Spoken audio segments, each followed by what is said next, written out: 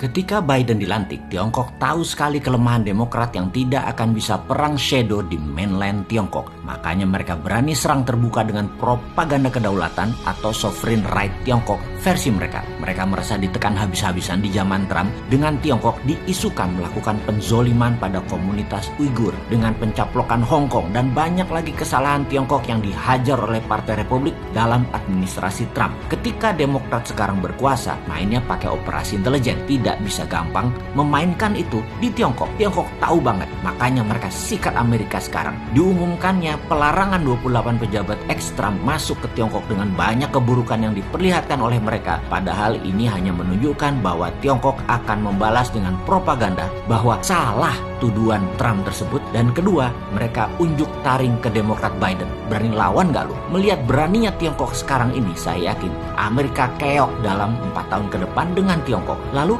Indonesia bagaimana? Kita saat ini miring ke Tiongkok dalam hal menerima investasi Tiongkok di tanah air yang menyedot sumber daya alam mineral Indonesia. Secara akunting, emang negara untung? Ya enggak lah, mana buktinya? Lihat APBN tuh, ada nggak untungnya dari kehadiran Tiongkok di Indonesia yang menyedot sumber daya alam mineral tersebut? Mengapa? Gini loh dagangnya, saya urai ya. Urusan main mineral walaupun skala garasian lumayan lah. 25 tahun saya sudah berdagang hal seperti itu. Jadi kita melihat dari dua kacamata, sebagai penghasil mineral atau sebagai penjual mineral. Ini penting, karena kalau Anda sebagai penjual mineral, kadar kandungan mineral Anda harus tinggi supaya dijual dengan harga tinggi. Yang kedua, yang geblek adalah harga internasional yang kita anut. Ingat, kata geblek akan saya ulang-ulangi ke depan ya, biar seru gitu loh. Di sisi lain, sekarang Anda adalah pembeli mineral. Benar, Anda ingin kandungan mineralnya besar, namun Anda ingin beli dengan harga kandungan mineralnya kecil. Paham? Belum paham? Saya lanjut ya. Begini misalnya, kandungan nikel. Anda penjual nikel ore atau mentahan atau masih dari alam, belum diproses, katakanlah dari tanah kandungan Anda per ton ada 500 gram nikel. Ini hanya contoh ya, for the sake of discussion ya. Maka sebagai pembeli Anda ingin kandungan nikelnya besar, betul ya? Namun itu bukan mental pedagang. Pedagang akan bilang, kita tes ya kandungannya. Nah, alat tes tadi yang ada di seluruh lab komersial dunia itu rendah sensitivitasnya. Jadi dibacanya paling 400 gram nikel, padahal bisa 700 gram aslinya nanti setelah diproses. Ini kita tahu banget. Jadi pinternya semua itu dimainkan di alat dan disertifikasi. Jadi alat ukur yang ada di lab, di lembaga lab tes mineral tadi, dari sononya, dari pabriknya, mesin tes tadi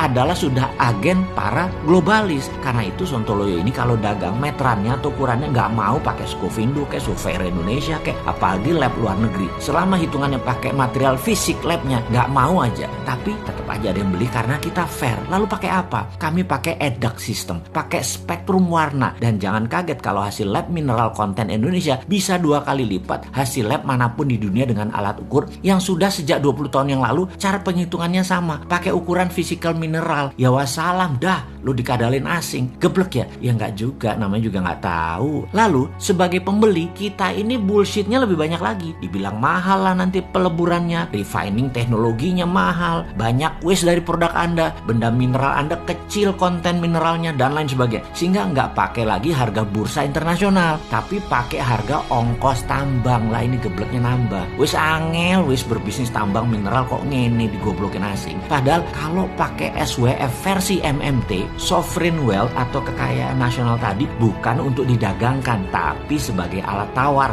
atau sebagai underlying cetak uang.